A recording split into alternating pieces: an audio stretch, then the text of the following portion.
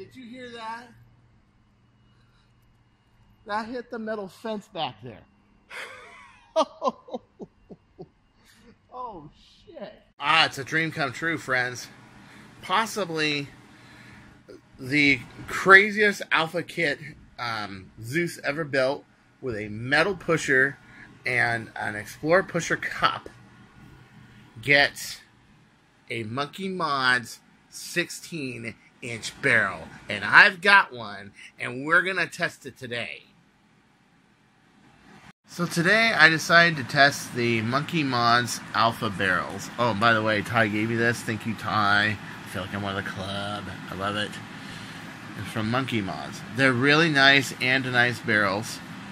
These are anodized red. They do not have any extrusion marks. Unlike a lot of your Jet Blasters barrels, the early ones had a lot of extrusion marks and a lot of issues that you couldn't get gotten away from. These barrels seem to have gotten away from these problems, which is really, really cool. There was a couple little issues with these, and it had to do with shipping. The problem was, unlike the worker barrels, which are shipped one at a time in a cardboard box, and I can see why they did this, and this was a suggestion I gave to them to do, and it may raise the price a couple dollars. However, it will make sure the barrels get there straight and true, and I think you guys know how fussy I am with barrels. Okay? My custom barrels are some of the best barrels you can find. I can say that with no ego. Some of the best barrels you're going to find. Yeah, some of the barrels you're going to find simply because I pay attention to, some serious, look how thick this aluminum is here, man. And then look at the crown on the 9/16 compound board. Look at that. Wow, man. See? But the thing is that this is not commercially available. Even if I had time to build you a swan barrel with the aluminum on the outside, fiber taped and glued to the brass, and then on the other end the dart gate is glued to the brass, all of it is put either into a Zeus or a long shot, you're looking at $120. And yes, I did a video on this. This was the one I did a video on. But what you didn't see was all the fine-tuning, fine machining, fine fitting, accuracy, aiming, and wax treatment that goes with it. It's a lot of work. It's not even profitable at $120, I don't even think. To be honest with you, if a company were to do this for $120, they go bankrupt. I kid you not. Same thing with my blasters. Yes, it sounds like a lot of money, but a production company would go bankrupt. So, the thing is then you run into the other problem of this is 503 brass, and 503 brass in certain environments is not wide enough to shoot. Let's say Singapore or Malaysia or in the Orient. Definitely no. Okay, it's not the best barrel for the general public. It's for a guy in Southern California, shoots sniper, shoots a certain type of darts, with thinner foam. Okay, but Monkee Mods, yeah, here is the deal with these, man. You can get these. They're very nice. They're very good barrels. So, with the shipping issue, I told them about it. Maybe you remember I worked for a little company. Oh, that's right. So, have I dealt with issues like this? Oh, yes, I have. How did I deal with them? Break out some tools and straighten out the crown ends.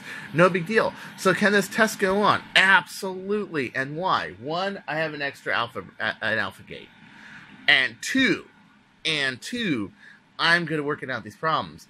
And I'm just saying, for future reference, just put it in a bubble wrap and cardboard, each barrel, every single one. Even if you're sending like 4 to a friend or something, just do it because, yeah, because these looked like these were post-shipping marks, not pre-shipping. I did tell them to look out for it because a good guy that I am. But I'm honest to say that, nah, this looks like post-shipping. I've seen these problems before with the Alpha Kit. I know, okay? But this ought to be really cool because the Alpha Kit does not come in 40cm barrel.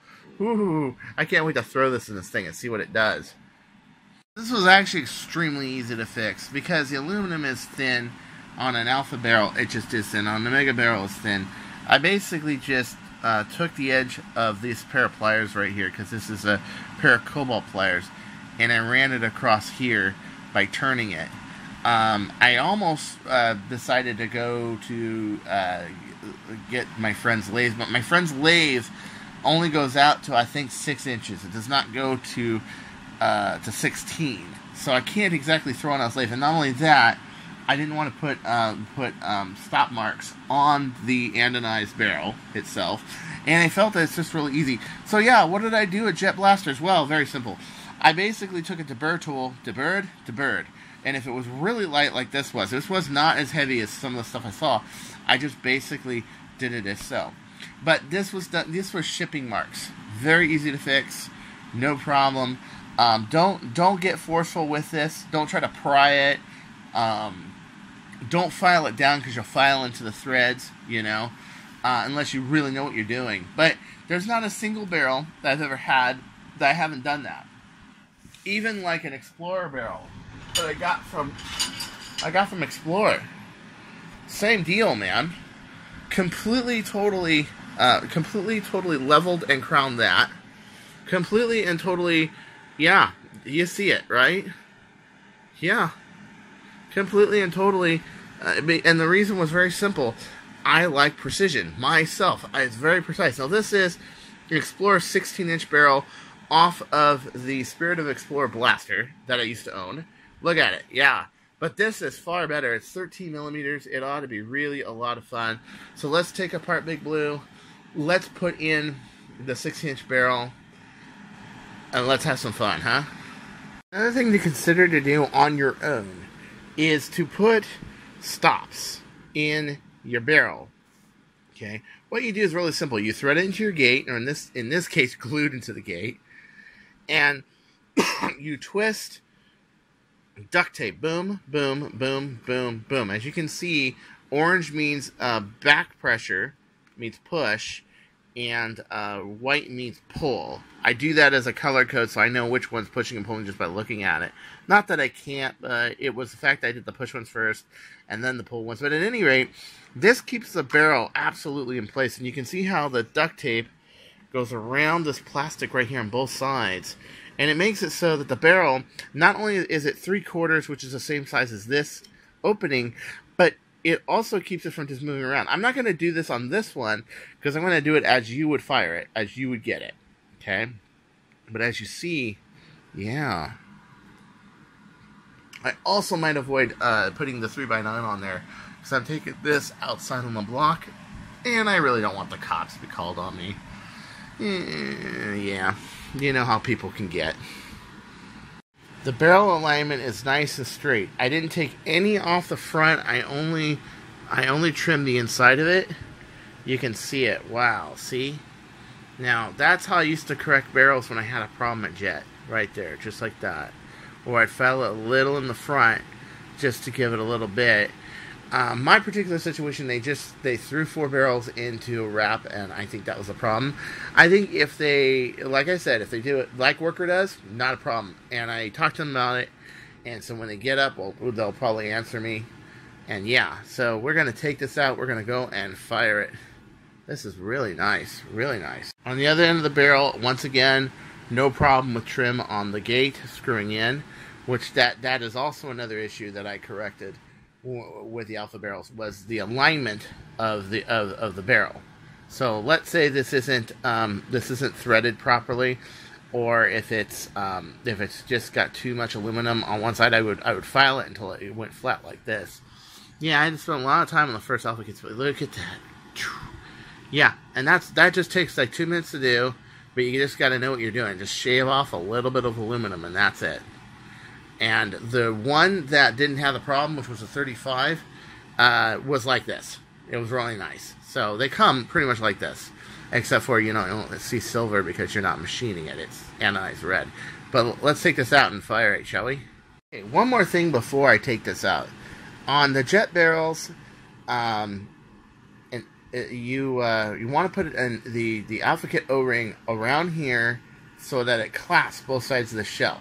On a long shot, you want to put it through the barrel adapter spacer on the front, and you want to put this O-ring in between the barrel and then push it in with a regular screwdriver, like a small regular screwdriver, because this keeps this barrel from vibrating, and it keeps it from moving, so your shots are more consistent and accurate. It also holds in the barrel in the front.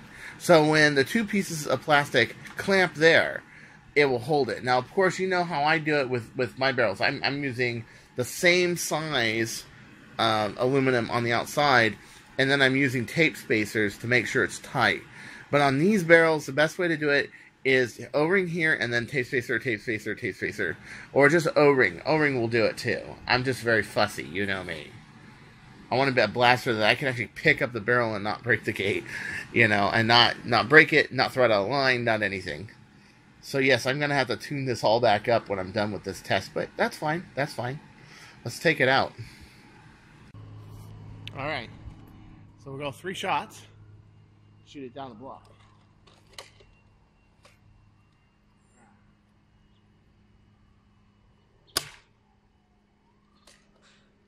Whoa! Did you hear that? That hit the metal fence back there. Oh, shit.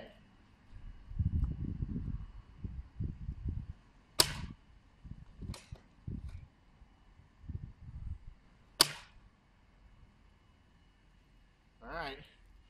Oh my gosh. I saw it just go right to the fence and just boom. Oh, wow. Oh my gosh. All right, so this is without rifling. This is the 13mm barrel. I tend to like the snugger barrels. They're a little more consistent and a little more accurate. However, like I said, for the different climate and everything, this is hot, dry air compared to hot, wet, moisture. But look at those groups. Whoa. Put in mind, this is Big Blue. I'm going to show you the one dart, what it hit. And because the silicone tips, it bounced all the way back. Okay, here's one that kind of sputtered, but I think because I was trying to aim a little low. Whoa, whoa, get off the pavement. Oh, oh, ah. Ooh. Sorry, guys. Okay, so this dart right here flew into, and I saw it do it, flew into that fence back here, hit up there, bounced all the way back here. You guys remember the bird of prey I had that hit this house, just straight on, hit this house? Okay, so maybe I was aiming a little low, but then this shot, where I aimed at the next level, is into the grass. This is about 230 feet right here. So yeah, wow, that's crazy. Crazy, crazy, crazy. What's crazier though is to throw a Merlin on it. Yeah! Let's throw a Merlin on it. It's got the thread adapter. Why not? You know what I'm saying?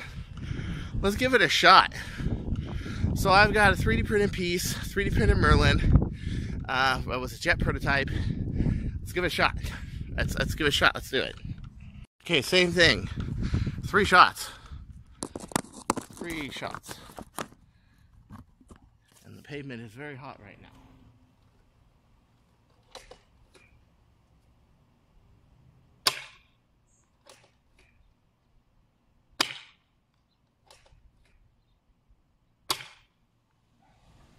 Alright. It seems to be diving a bit. But they're hitting in the same spot. They didn't bounce and land in the same spot. They're hitting the same spot. And they got an impressive amount of spin. So, let's see. So I tried it with a Merlin. And as you can imagine, it cut down range a little bit. Also, I need to zero it with a scope and sight it. So, I may just decide to leave that group there for the time being because the pavement is hot and aim just a little bit higher. Ah, that fell off. And aim just a little bit higher because it seems that the Merlin is trimming it down quite a bit. So let's load up 3 more shots, aim a little higher to the point where it's flat because it was going down about 2 degrees. Okay. All right, so here we go. A little higher.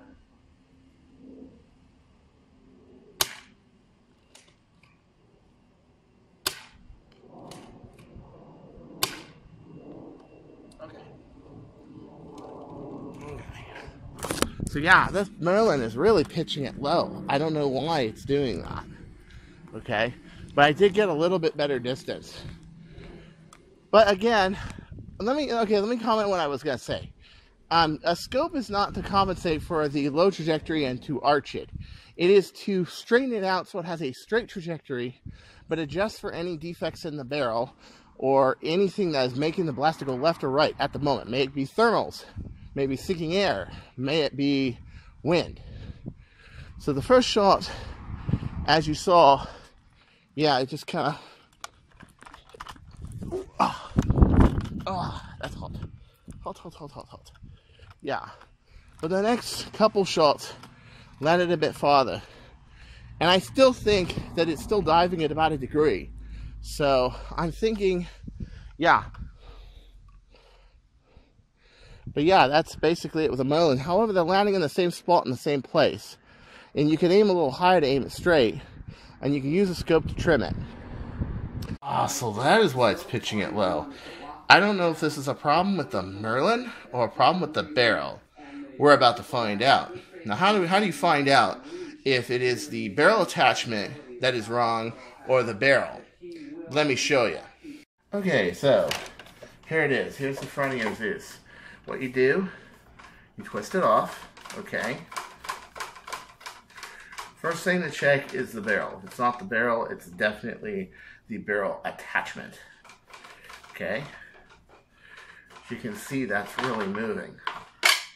So there it is without that one. Now there's another reason not to have stops. It's like I put duct tape stops on my barrels to make them more stable. Here's another reason not to, because if I was going to do this test, I would have to take out the whole blaster. I'd have to take the shotgun grip apart. I have to take the whole thing apart, take the gate out, take this off, and take the whole blaster off just to do what I'm showing you right now. But I was able to just take it off in 30 seconds. Take off the front barrel attachment. Okay. Now, here's what you do. On a level surface, you put your barrel like so. It's perfectly flat. The front of the threading on this is perfectly flat. This means this is crooked. It means that the threads in here are crooked. It means that when they're going in, they're seating crooked. And because of that, the barrel attachment is not perfectly level. However, like I said, if you have a scope, and if you're shooting a barrel like this, it's 16-inch barrel, you're probably going to have a red dot or a 3x9 or a 2 power or something. I know a lot of people have a 2 power. I know Alan Turbino, he runs with a 1.5 power, I think. Okay, that's OC Nerf. He runs with a 1.5 power. All right, you're going to be able to correct this with your sighting, and you can do that, and I often do. Chronomag, you may notice that the barrel's about 1 degree short. I did that on purpose because I'm often firing the blaster, and the blaster has muzzle climb, and I'm having to hold it down 1 degree. Well, I just built it into the Chronomag, only to find out that the Chronomag is pretty heavy and doesn't need it. So I compensated it for it with a red dot. It was very simple, but there you are. It's perfectly level. The Monkee Mon's barrel is perfectly level. It is this that's off, and you saw me take this off of here, and you can say, well, you had to trim the front of it because of some shipping marks, this and that. Yeah, but this is after I did that. Oh, here I am putting my Big Blue back together with the Swan barrel and everything. Yeah, but I will tell you something. It actually isn't bad. Man, this is great. This is really good. Even compared to a Swan barrel, which a Swan barrel, I will pick a Swan barrel for this reason of dart fit. Okay, that the darts I use are typically thinner ACC foam, not fatter worker foam. But that's only my personal preference. This is an A1 product, man. I got really good accuracy, incredible range. I hit the house's fence. I don't know if the audio caught that. I hit the house's fence with this blaster. This very blaster, okay? I was expecting a lot more of a subpar kind of performance because of the heat and the dry air, and it still managed to pull a rabbit out of the hat. I can tell it has a lot less resistance than the Swan barrel, and it may even be a little faster, like the Jet Omega barrels are, to the Alpha barrels, because they're 13mm. These are also 13mm, and that makes it so it has a lot less resistance. And the nice thing is that if you wanted a longer barrel, you used to just be able to get brass. But the problem is with brass, there is a problem, a fleeting problem in itself, is that it's tight. It's 12.7 millimeters. It's 503 diameter. It's tight. But what if you want something long and loose? Well, you finally have an answer. You finally have a solution. The shipping issues are not a big deal. They'll resolve them. No big thing. I'm waiting to get back to them, but I'm pretty sure they'll do it because, Worker does it. Why not copy a successful model since they like to copy us so much? But one of our next tests is going to be that bad boy right there, Worker Prophecy. And right now it's got the half tube in there. It's got the stock tube in there. But yet, I have it firing Steffens. How did I do that? Well, that's going to be my review on how I did that and what I did and how you could do it too. Because Worker parts are a dime a dozen and you can just get them and make what I did, essentially. So if you just want something of lower velocity, I was getting 158 feet per second out of a 10K turf spring. I'm pretty sure I can get 160, 170 out of the 12, but the 12 had fitting issues in there, of course. Or if I go N25, I'm pretty sure I can get 170 out of it. Okay? It's pretty good. So there's a lot more reviews to come. And then I have one of the springs that they sent me, and I put it in the Omega kit. Yes, that will be another day as well. Let's see what that thing does. It could be pretty outrageous. So until next time, this is Chris Cartea saying, don't you go changing, or I'll find you. It's that simple.